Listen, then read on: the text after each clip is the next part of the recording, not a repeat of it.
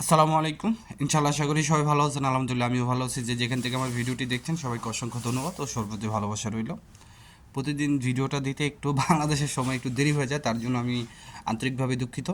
তো আজকে কথা হবে ভিএফএস গ্লোবালের সাদা পাসপোর্টের ডেলিভারি নিয়ে। আপনাদের জন্য এখন যে ভিডিওগুলো হবে সবচেয়ে বেশি ইম্পর্ট্যান্ট। আপনারা আপনারা যে যার ভিডিওটাই বেশি ফলো করে থাকেন বা যারই ভালো লাগে, আপনারা তার ভিডিওটা একটু বেশি করে বোঝার চেষ্টা করবেন এবং ফলো করবেন। কারণ এখন যেই ইনফরমেশনগুলো আপনারা পাবেন, আমি মনে করি এটাই আপনাদের জন্য কার্যকর। যারা ফ্যামিলি ভিসার জন্য মার্চ মাসে আবেদন করে এখন ধরে পান নাই, তাদের জন্য কিছু আপডেট আছে। এবং আপনার যে মালিকের কাছে মেসেজ যাবে, যেরকম আজকে এখন দেখতেছে বিভিন্ন গ্রুপে দিতেছে যে 45 দিনের ভিতরে। তো এই বিষয়ে কথা হবে ইনশাআল্লাহ। সবাই ভিডিওটা পুরোটা দেখার চেষ্টা করবেন।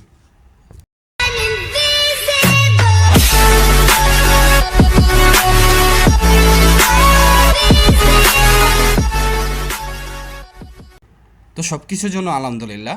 প্রথমত যে বিষয়টা আমি আপনাদেরকে বলতে চাই, সেটা হচ্ছে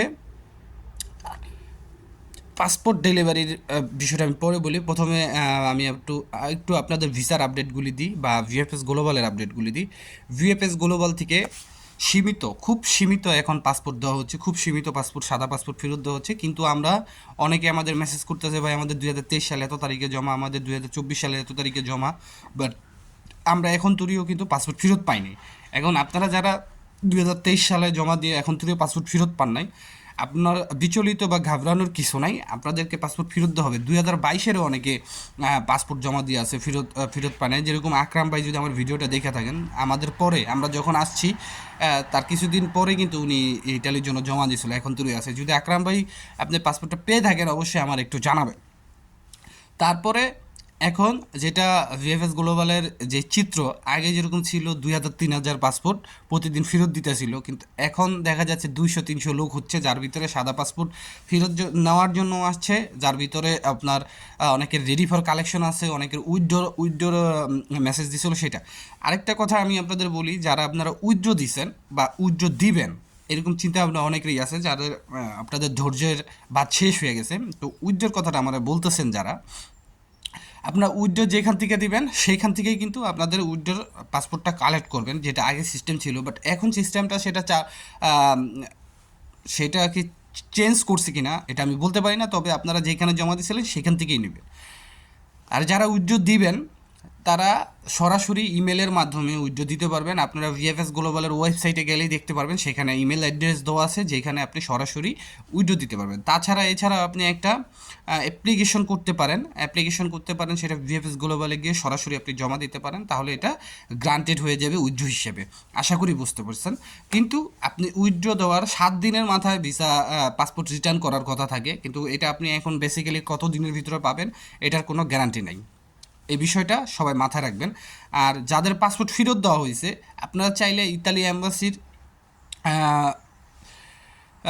যে ওয়েবসাইট আছে সেখানে আপনারা দেখতে পারেন, বা আপনাদের যে রিসিট দেওয়া হয়েছে সেই রিসিটের নিচে আপনারা দেখতে পারবেন visti.a-history.com, QChola-a-history.com, এরকম একটা ঠিকানা আছে, যেখানে আপনারা আপনাদের ফাইলের কার্যক্রমটা দ্রুততম সময়ের জন্য হওয়ার জন্য কিন্তু আপনারা আবেদন করতে পারেন। যেমন পূর্বে আমরা দেখেছি, আমরা যখন জমা দিছিলাম এইসব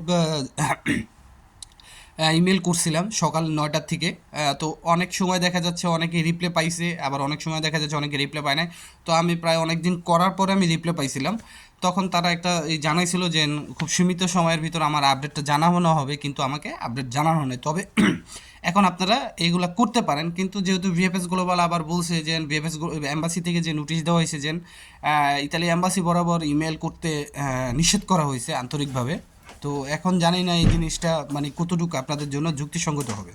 তো এতটুকুই বলা যায় যে এই সপ্তাহের ভিতরে হয়তোবা ইতালিয়ানা যে সাদা পাসপোর্ট ফেরত দেওয়ার যে 40,000 পাসপোর্ট বা 20,000 পাসপোর্টের যে একটা প্রোগ্রাম ছিল যে তার হাতে নিয়েছিল, সেটা হয়তোবা শেষ হয়ে যাবে। আর 19 তারিখ থেকে তো ফেরিয়া, এটা গতকালকেই বললাম যেটা নাতালের বন্ধ। তো এটা হয়তো আগামী 14 তারিখ বা 13 তারিখ, জানুয়ারি 13 তারিখ পর্যন্ত হতে পারে, যার কারণে আপনার একটু কার্যক্রম স্লো থাকবে। তো ফ্যামিলি বিষয়ের কথাটা যেটা বললাম যে মার্চ মাসে, এই যে আজকে আমার এক বড় ভাইয়ের ওয়াইফের জমা ছিল, মার্চ মাসে জমা ছিল। তিনি আপনার আজকে মানে ট্র্যাকিং করছে, সেখানে দেখছে লিগ্যালাইজেশনের জন্য তাকে ডাকা হয়েছে। তো আমি বলবো আপনাদের এরকম কোনো মেসেজ আসলে লিগ্যালাইজেশনের জন্য আপনারা অতি দ্রুত সম্ভব ভিএফএস গ্লোবালের সাথে যোগাযোগ করবেন, যাতে এই জিনিসগুলোতে আপনারা দেরি করবেন না। আর ফ্যামিলি বিষয়েও কিন্তু এখন ভালো, খুব বি কেয়ারফুল থাকবেন, এগুলোও কিন্তু বেশিরভাগ অনেক ইনকোয়ারি করা হচ্ছে। এখন কথা হচ্ছে স্ক্যানিং কপি এবং সাদা পাসপোর্টের যেই যাদের ফেরত দেওয়া হয়েছে এবং আরও বাকি যারা আছে 2023 সাল 24 সাল মিলে, তারা কখন থেকে, বা ডোমেস্টিক যারা আছে তারা কখন থেকে ভিসা পাওয়া শুরু করবেন। এখন অনেকেই বলতেছে যে আপনার অনেকে বলতেছে যে যারা ফেরত পাইছে মালিকের কাছে 45 দিনের ভিতরে মেসেজ যাবে, অথচ কিন্তু সেখানে অ্যাম্বাসি থেকে বলা হয়েছে কিন্তু 7 দিনের ভিতরে কিন্তু সেটা রিপ্লাই দিতে হবে। এখন 45 দিনের ভিতরে যাইতেও পারে, নাও যেতে পারে, তারপরও আমার মনে হয় যেহেতু ফেরত দিছে, আপনারা অবশ্যই মালিকের কাছে আপনাদের জন্য একটা মেল যাবে। তবে আপনারা যত তাড়াতাড়ি সম্ভব আপনাদের মালিকের সাথে যোগাযোগ করার চেষ্টা করবেন, যাতে সবসময় সেই ব্যক্তিটা আপনাদের জন্য অ্যালার্ট থাকে একটা কমিউনিকেশন মেসেজের জন্য। আর অ্যাপয়েন্টমেন্টের বিষয়টাও একদম সেম দেখবেন, যখন থেকে ভিসার কার্যক্রমটা শুরু হবে অ্যাপয়েন্টমেন্টের কার্যক্রমটা শুরু হবে।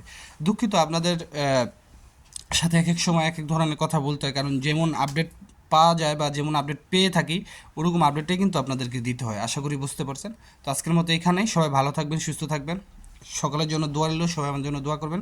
আসসালামু আলাইকুম, আল্লাহ হাফেজ।